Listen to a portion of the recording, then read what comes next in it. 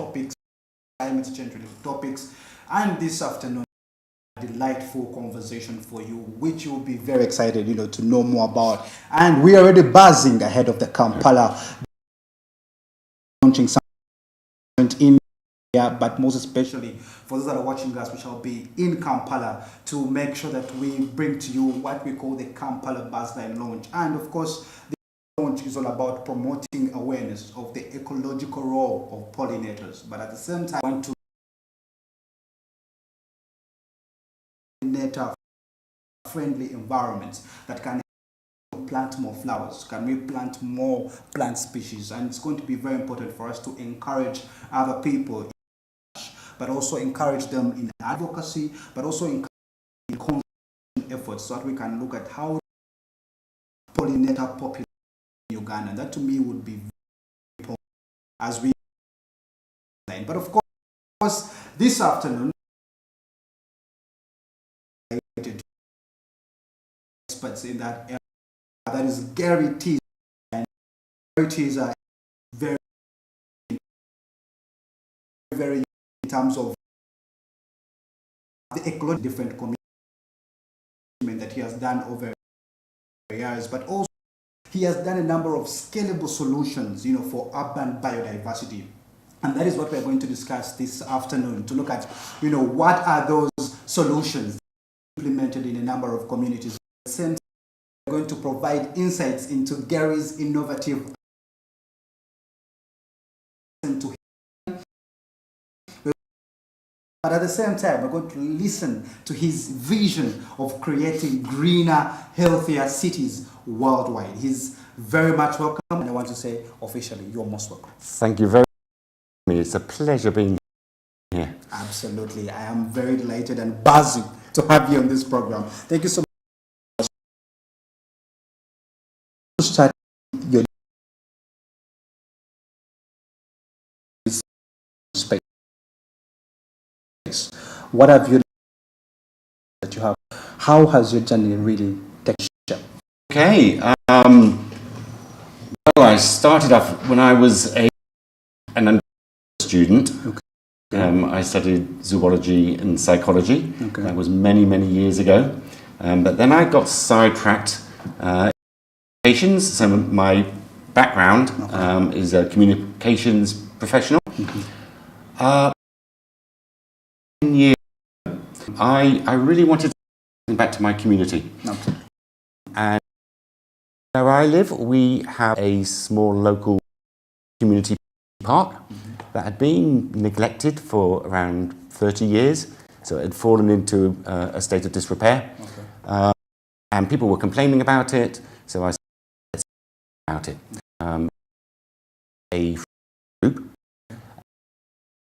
about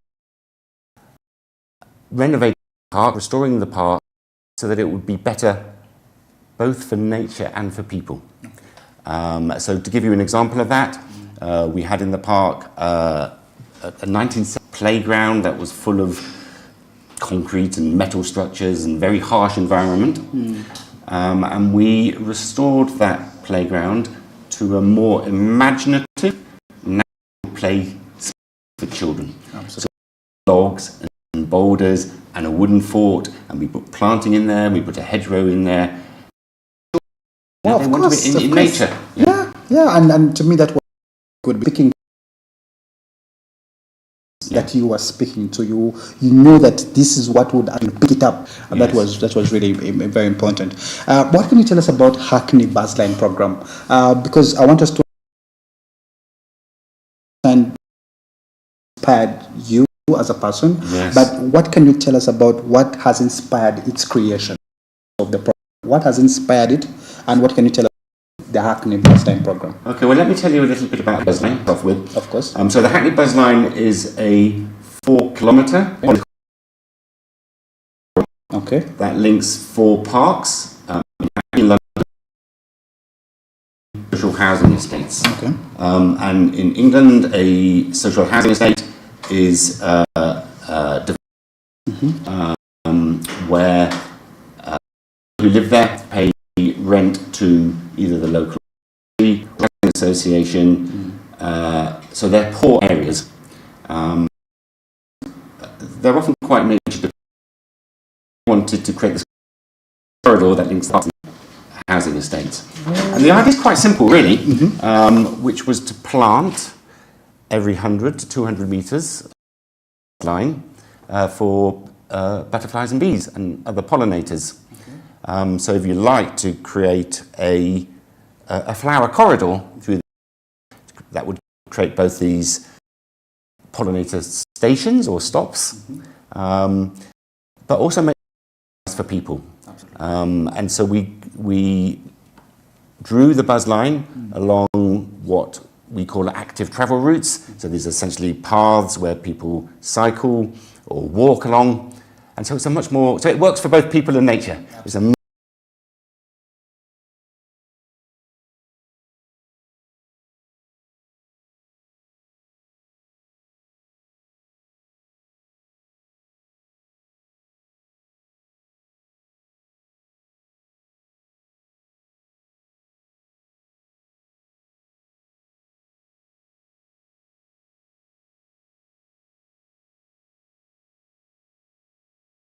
in a culture which is also not necessarily nature friendly. Yes. And often, which actually comes down to an aesthetic, really. There's a lot of people in cities, towns, in a lot of places, don't want to get Up there. businesses or pay for their garden, undergrowth, and they grass.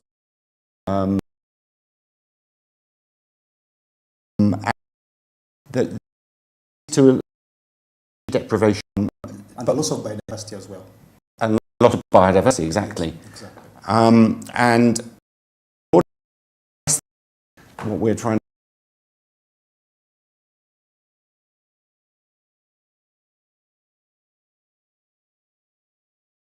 goes against people thinking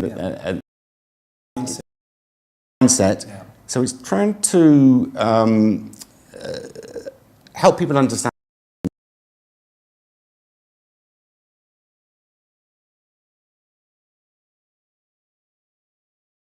on the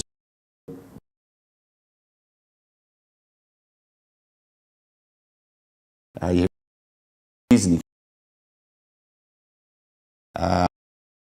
pavements as well, and our local authority was coming on and it was spraying insecticide everything. So it was quite depressing, really. It was quite demoralising because we were doing this planting and then it was all being destroyed. Yeah. So we went to our council, we've got a very good council, and lobbied them and said, look, can you stop spraying insecticide? And the reason they're spraying insecticide is because people complain about the weeds, what they call weeds, or the plants in the streets. Yes. And can you just try this? And we talked to people about the importance of the wild, what I call wild plants, wildflowers growing on the pavements. Yeah. So they did this as an experiment, and a few months afterwards, we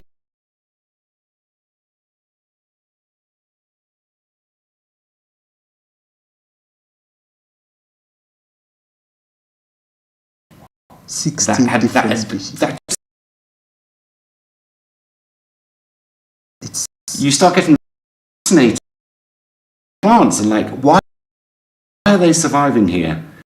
How are they? And you start seeing all the different what plants. Are the conditions? The conditions. Yeah. And then you start like a plants and you start seeing them as beautiful things, not as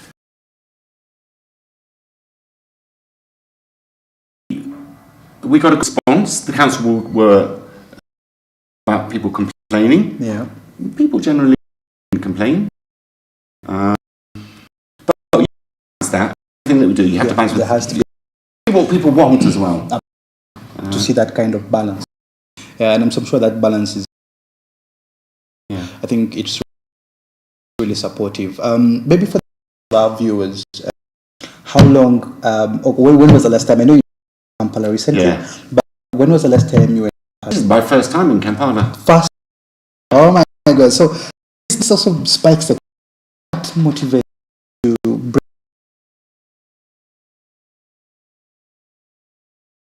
bring youth greening Okay. Wanted to bring the Buzzline over here. Okay. I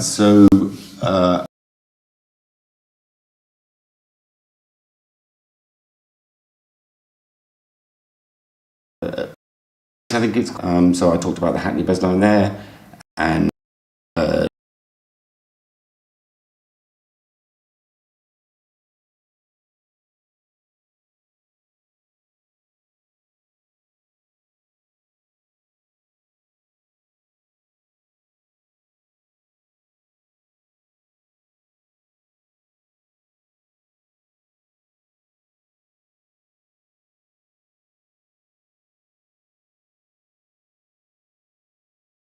And the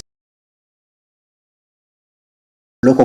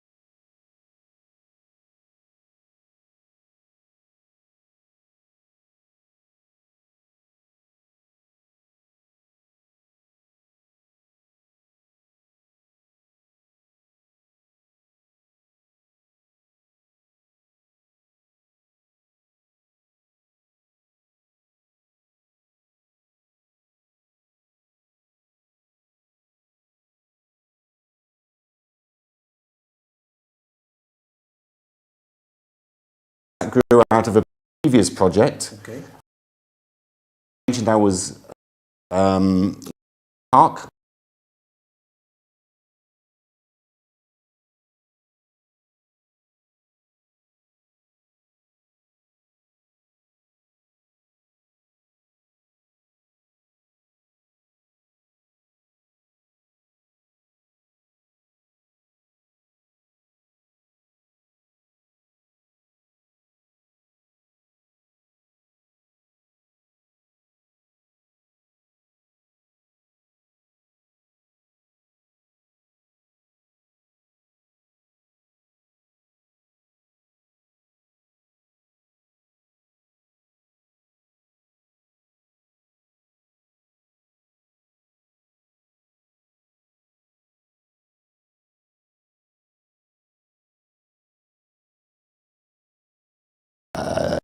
Little hotels that children could make. Yeah.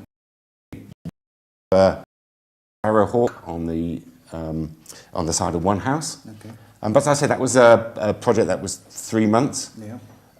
And then people in Strand said, well, why can't we have this? We want to get so we're thinking that how are we going to continue? How are we going to keep this going? Yes. So we came up with the idea of crowdfunding for somebody to come in and help us once a week to garden the area. And we called that person a postcode gardener. Wow. And so for another couple of years, came in and helped people.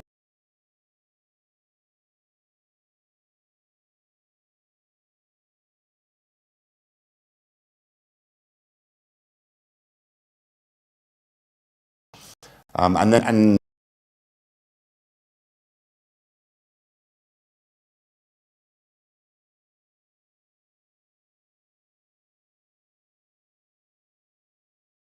got to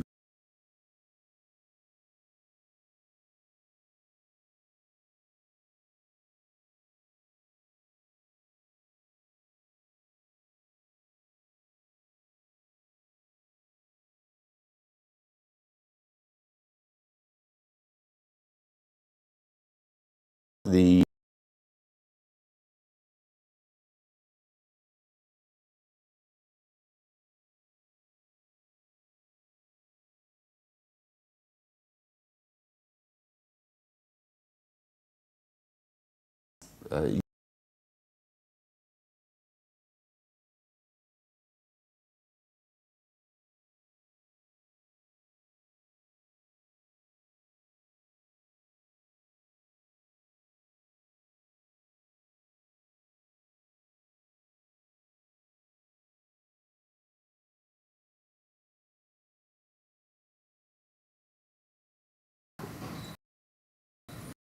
harder to demonstrate was the impact on nature, like what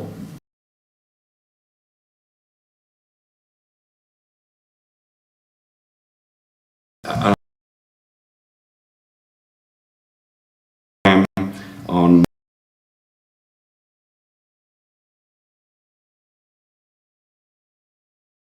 I spent 2 years studying that, and I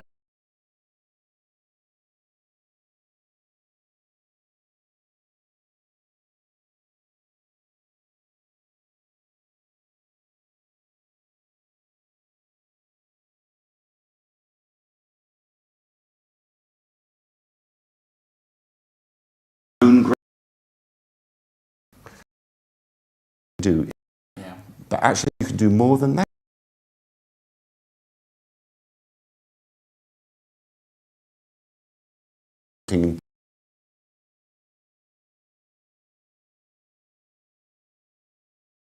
Banks for bees.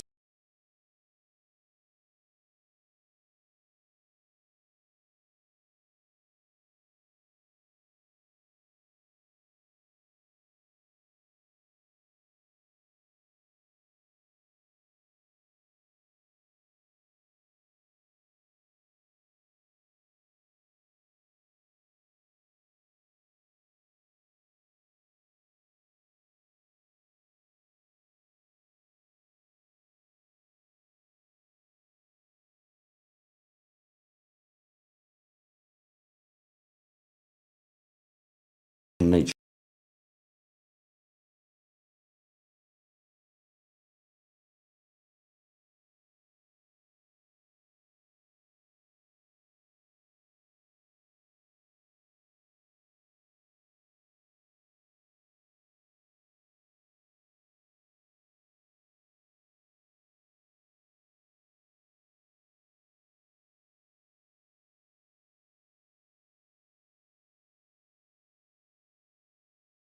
Been around, but do you see potential for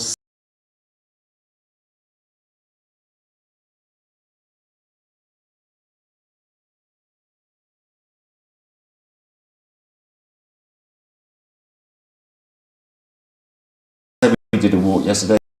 Kawempe. Yeah. It's quite the streets are quite harsh and very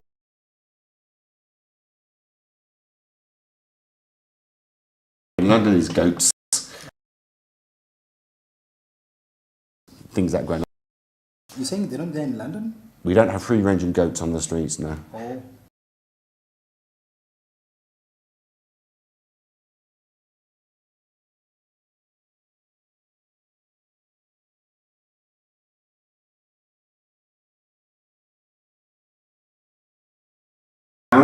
Yeah. And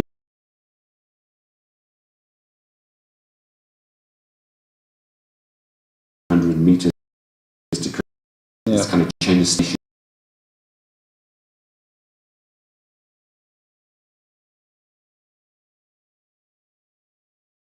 You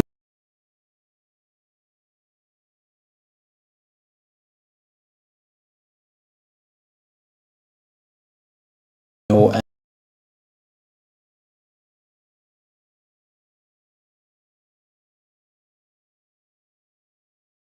Yeah.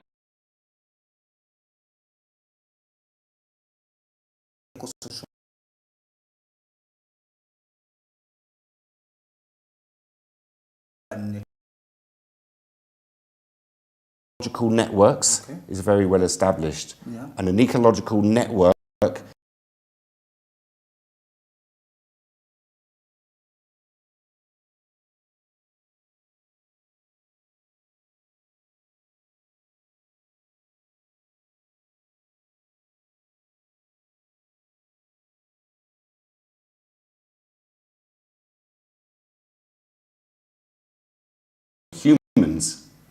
So if you ecological networks, you can't ignore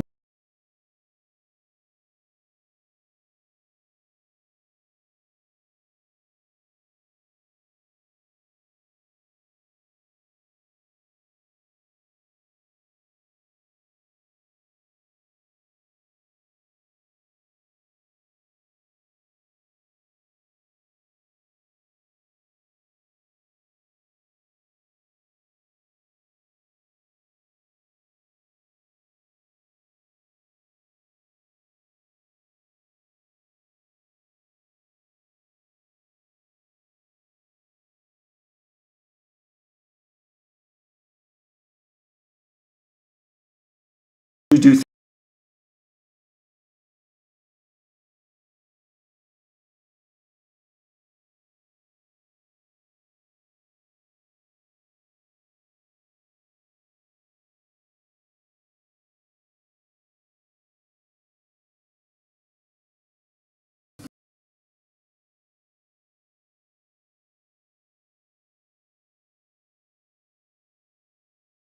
about the benefits to nature.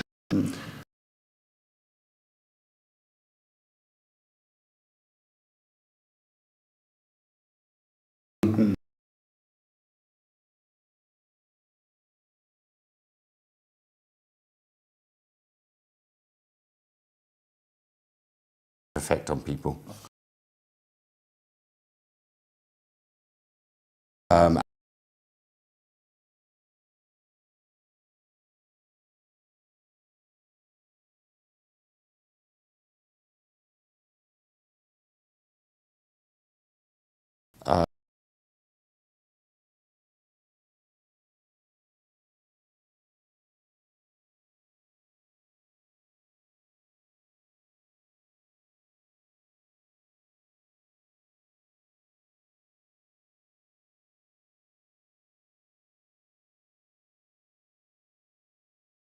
Nature. Nature. This is actually a very new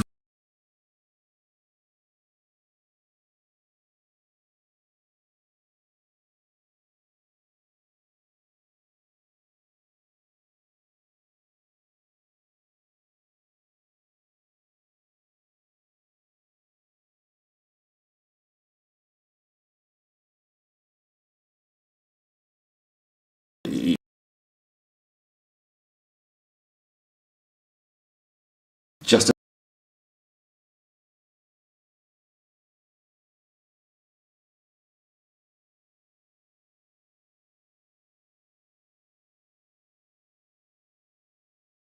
biodiversity. Absolutely.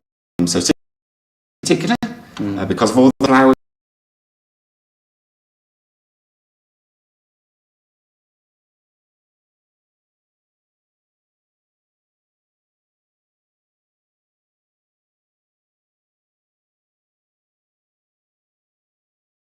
academic knowledge that there is,